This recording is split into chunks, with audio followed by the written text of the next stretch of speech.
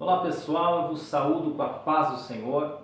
Para quem não me conhece, eu sou o presbítero João Gomes e eu quero convidar você a estar se inscrevendo no meu canal. A lição hoje é uma lição muito interessante, eu vou ser bem breve, porque já estamos aqui em horário muito avançado. Eu quero dizer aos senhores que, dado a correria, eu não consegui gravar um vídeo detalhado, tá? Então vai ser bem curto este vídeo, mas eu tenho certeza que essas dicas vão te ajudar aí na sua aula, ok? Se inscreva em nosso canal, deixe seu like e o seu comentário. A lição é a lição de número 11, o sacerdócio de Cristo e o Levítico. Nesta lição, você vai detectar, perceber características especiais dos levitas. Nós vamos ter aqui, nessas características, como primeiro ponto, o chamamento específico, tá, dos levitas, e no segundo ponto, a unidade que havia entre os levitas, entre os sacerdotes. Então a mensagem que temos aqui, tá, a mensagem que temos aqui é que eles falavam a mesma língua, como está escrito aqui na revista. Mas o interessante é que ambas apontam para a unidade da igreja. Aqui, ó, para a unidade da igreja. Onde é que está escrito e onde é que podemos ver esta unidade?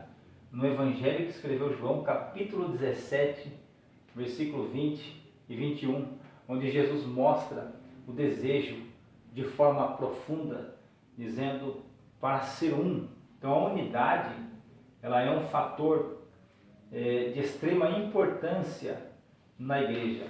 E os sacerdotes, eles tinham que falar a mesma língua. Os sacerdotes, eles tinham que defender o mesmo comportamento, tá? E eles tinham que manter também a mesma fé. E assim deve ser a igreja. A igreja deve se manter em unidade. A igreja deve falar a mesma língua. Sabe por que nós estamos vivendo dias difíceis? Nós estamos vivendo dias complicadíssimos, porque a igreja está deixando de falar a mesma língua. A igreja está deixando de exercer o mesmo comportamento e a mesma fé. O que nós estamos vendo são nada mais, nada menos que algo muito sério, isso é muito sério, uma desunião muito grande. O que nós estamos assistindo é um cenário entristecedor, é um cenário que não deveria estar acontecendo, está acontecendo. Nós não estamos vendo a unidade, nós não estamos vendo o mesmo comportamento e a mesma fé. Então, nesse chamamento específico que havia entre os levitas, não tinha que haver o maior e o menor entre eles. Tá? Eles tinham que falar a mesma língua, independente de cada função. Eles tinham que falar a mesma língua. E o que estamos vendo hoje é o oposto disso aí.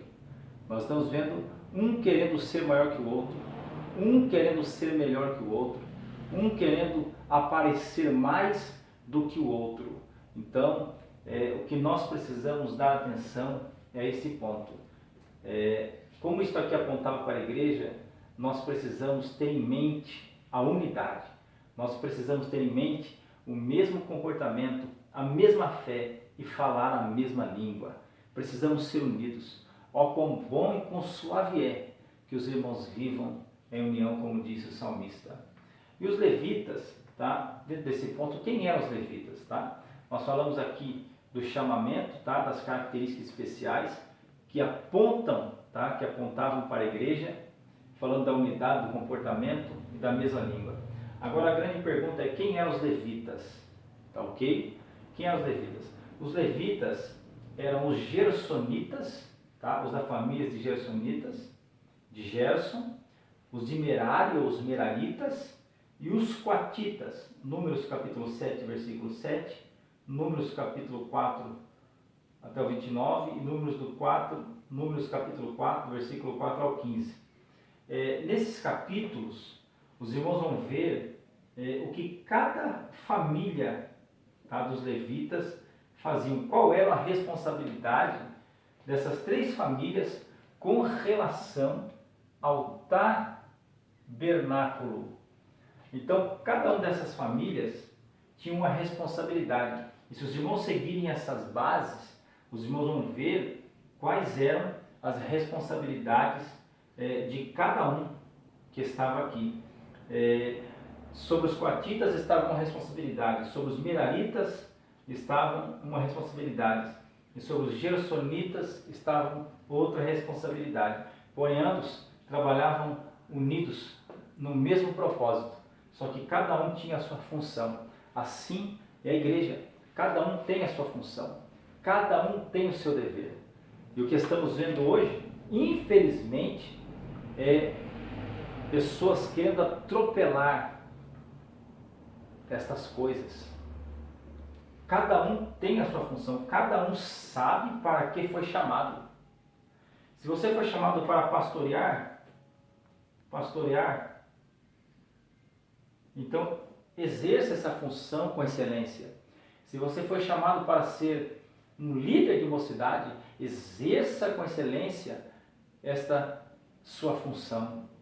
Se você foi chamado para ser esse tipo de oração, então para você ser uma dirigente desse tipo de oração, então você não tem que se preocupar em ser uma regente de um conjunto dentro da igreja, porque esse tipo de oração não tem nada a ver com o conjunto que canta. Se você foi chamado para ser um diácono, não queira atropelar as fases. Então é cada um na sua função. Isso é muito importante. Então, nós aprendemos aqui, dentro desses pontos, que cada um tinha uma função. Não atropele não atropele as funções. Respeite os seus companheiros. Os coatitas respeitavam os gersonitas. Os gersonitas respeitavam os coatitas. Os meraritas respeitavam os gersonitas e os meraritas. Então cada um respeitava o outro. E no ministério também deve ser assim. Não importa se você vai carregar a cadeira, não importa se você vai limpar a igreja, não importa se você está cuidando da limpeza, da higiene da igreja.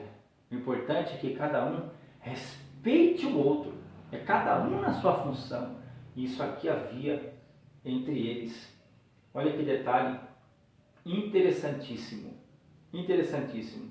Então cada um podia executar a sua tarefa ou a sua atividade entendendo, sem fugir do seu propósito. Isso é um detalhe importantíssimo. E aqui diz assim, olha que detalhe importantíssimo. Eles não fugiam do seu propósito. Logo, o método de Deus para os obreiros do Novo Testamento não é diferente. Então você não pode fugir do seu propósito. Respeite os seus colegas em ministério. Respeite os seus amigos. Entenda qual é o seu propósito. Não fuja do propósito. Observe que cada um tinha uma função, mas o propósito era o mesmo do tabernáculo. Esse é um detalhe importantíssimo. Outro ponto, os levitas eram um sacerdócio nacional, exerciam um sacerdócio nacional. Os levitas não exerciam um sacerdócio universal, tá ok? Universal. Os irmãos já percebem que está bem tarde, né? Universal, como o de Melquisedeque.